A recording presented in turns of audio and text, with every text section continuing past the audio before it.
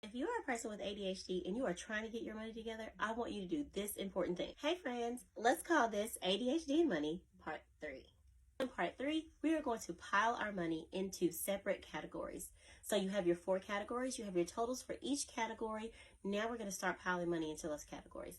Now, how are you going to pile your money into your categories? There are several ways you can do this. I'm going to suggest as a person with ADHD that you use a separate bank account because cash requires you to do extra steps. The first thing I want you to do with your separate bank account is this is where I want you to put your bill money. Okay, if you can pay every 2 weeks, put what you need in there for 2 weeks. Then when you get paid again, you put in the next 2 weeks. This way you don't have to think about if you have money for your bills. Now you can really focus on all the other things that you have. Now, we chose to put food in the next category. So we started to pile another bank account with money for food. Now, remember, I know how much it costs for our bills and I know how much it costs for us to eat. So this is how much money I'm putting in those accounts. I'm not putting any extra in those accounts except for maybe put a little extra in your bills if you have the extra, just because something might come up, kind of as a buffer.